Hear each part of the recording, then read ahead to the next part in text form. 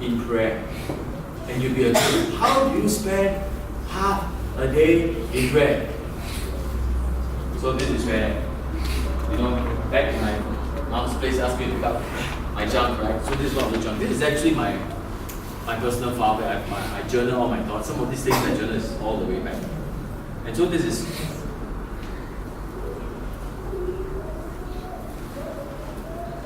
actually something that I read from the article, right?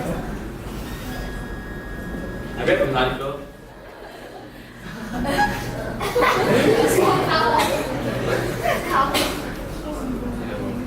I was, after I read the article, I was very excited and I kind of wrote it down. And the reason why this paper is like because this is a very old paper. It's about 25 years old.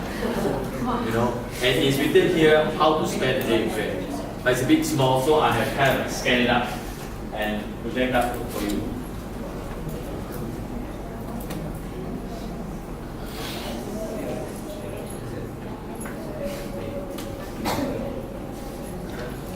See, this guy who wrote this article, I'm not so brilliant, I kind of like take it from people.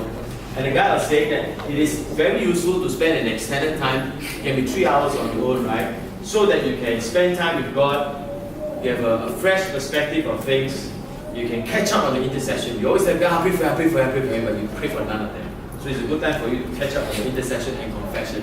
Confess your sin, you pray for people, then you take some time to pray for people, okay? And then for prayerful consideration for your life. And then if you are like preparing for the next stage in life, it's a good time to take stock.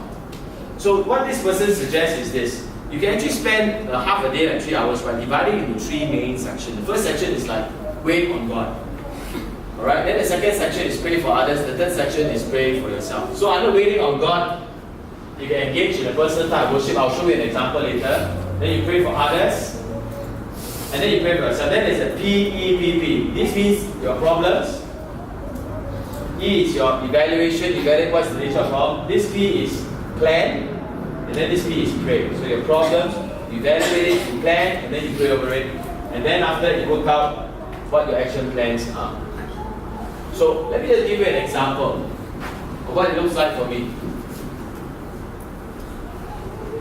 This is 1987, 22nd February. Alright? So 1987 is a very significant year because that's the year I was leaving the army, ORD. I ORD in June 87. So February was a very it's a stage where I'm going to transit out of army and then go back to university. So I thought that my life was really kind of not in control, and I wanted to be a bit more certain after the army when I moved to university, what is my mind state going to be like.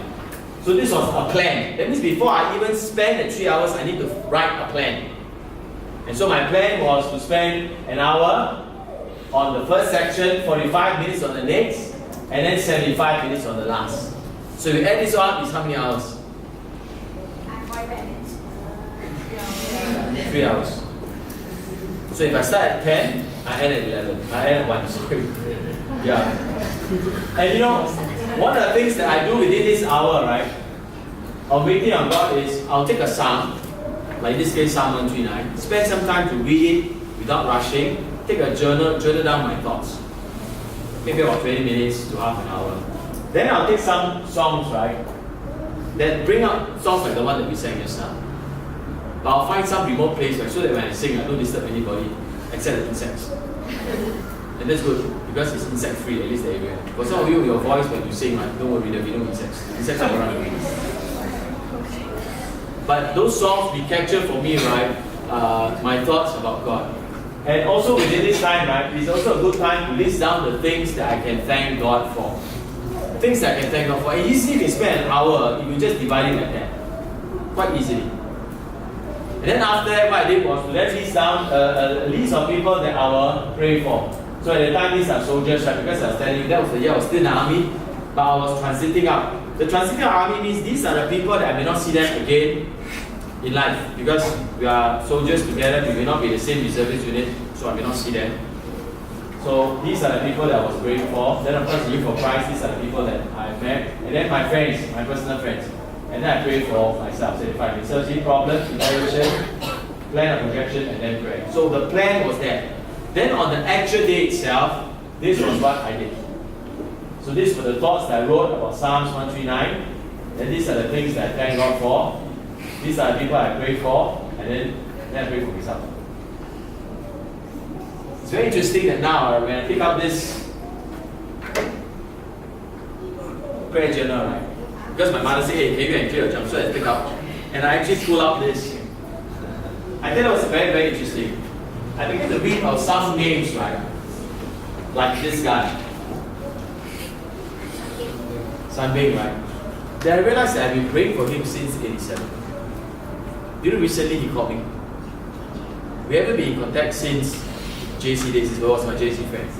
But since we left JC, we never met. And I realized that the reason is because he actually migrated to Melbourne. You know? And he is now gone by a different name. He's called Simon. I know. From Sunday to Simon, right? So I tried to Google him, I cannot find him. You know? And he was also apparently trying to Google me. It's only recently that he found me. And this time when he came back to Singapore for a conference, he called me up. So we met up again after 30 years. Today he's a colorectal surgeon. Do you know who's a colorectal surgeon? Okay. Sound cheap, right? I say, your job sound cheap, man. He said, some people call me a bum doctor. Because he treats the bum.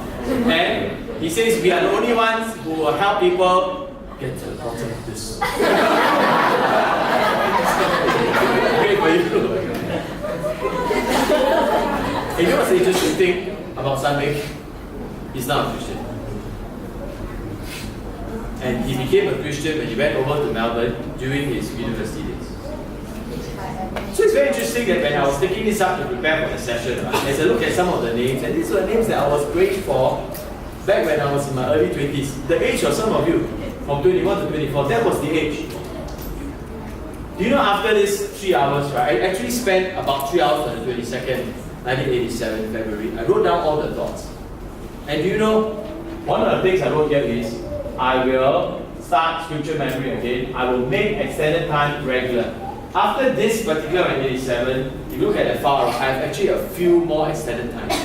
And some of the extended time stretch to 6 hours. And you will see here, right, I decided I'll read the book Layman's Guide to Interpreting the Bible because I felt that I really wanted to know the Bible well. And then I realized, not the layman, the Layman's Guide to Interpreting the Bible. And then as I look back, right, after all these years, today when I'm teaching the Bible, then I realized that at early 20s, right, God has already put some of these desires in my heart. And then I see now God has been at work in my life for the last 25 years. You see, my friends, it's just learning to chill out and hang out with God. In fact, the person who wrote this article on how to spend half a day in prayer actually suggests that we do this.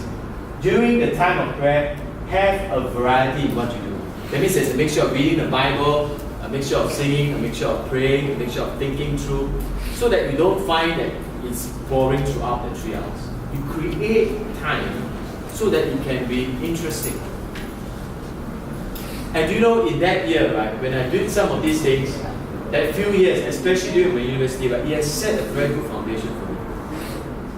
And in those days, no handphone, no laptop, no iPad.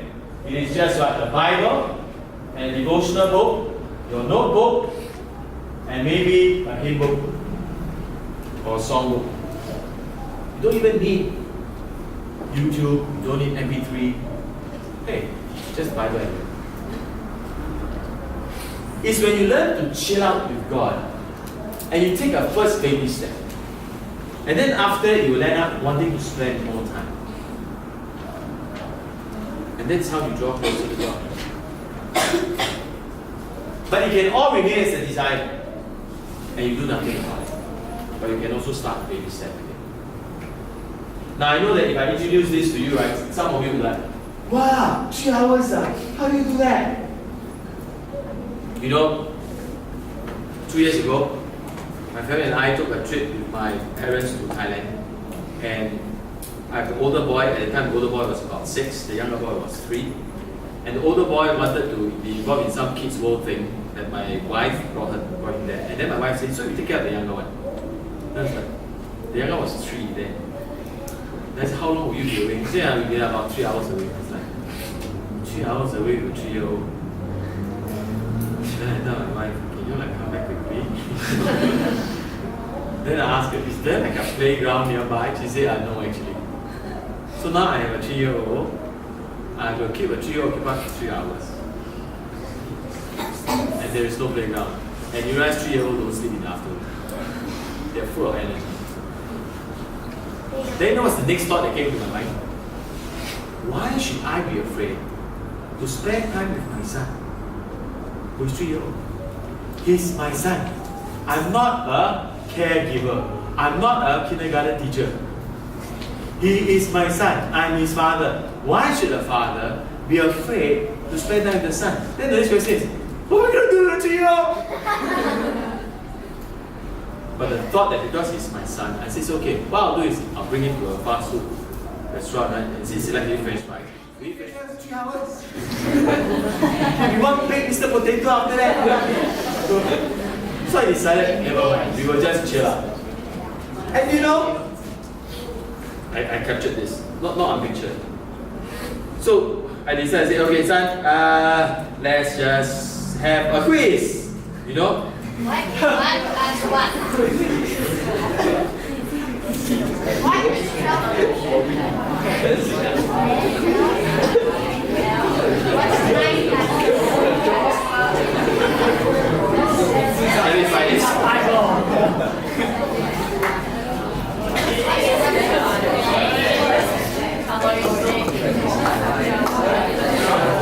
Give me some time, let me find this.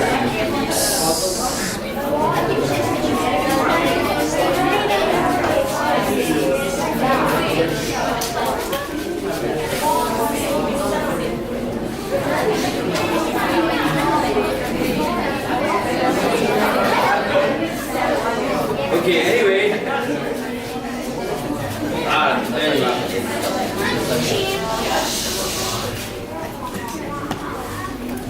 Okay, this was what happened.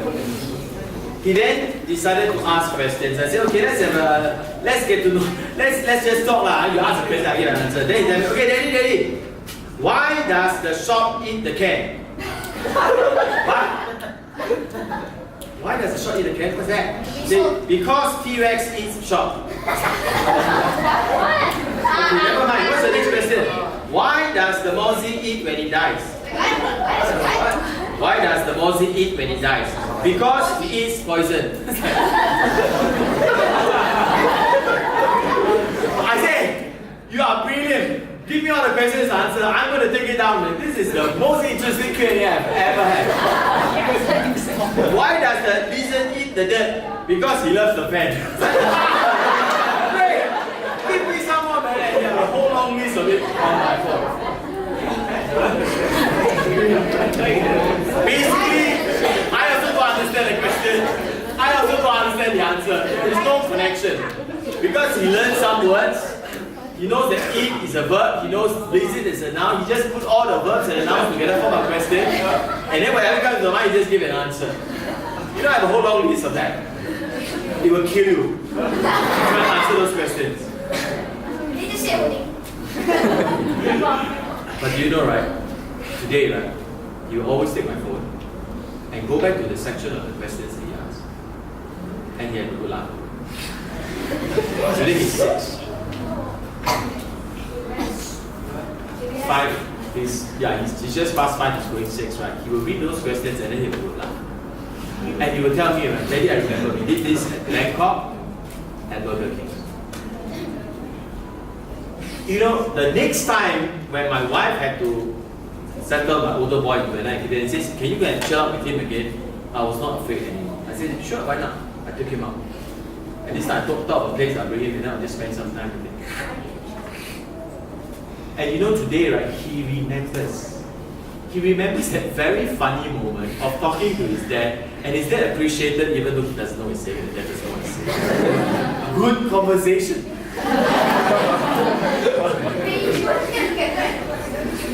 What's my point? Why is it so frightening to chill out with God when God is your Father? I tell you why it's so frightening. Because you've never done it before. But once you start on it, right, it's actually not so bad. In fact, it can be quite fun. Today, right, I have with me in that file prayer journals that reminds me of those very good moments I spent. My friends, it can be true for you. But you're depriving yourself of this great opportunity to chill out with God. Who's your Father? Maybe start off with something less ambitious. Start off with an hour. And trust me, you'll realize that you never have enough of your time.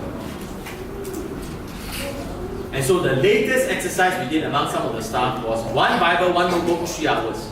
It really blew the brains off many of the staff. But many of them, when they came back, they said, I've never had such a good time doing nothing but with a Bible, a notebook, and a pencil. And then after you realize that hanging out with God and chilling out with Him is not such a bad thing. And when you do that long enough, you'll be constantly overwhelmed by His greatness and His goodness. But my friends, He needs the first step. Maybe at church, take the service seriously. And maybe you go beyond the church in your individual time. Especially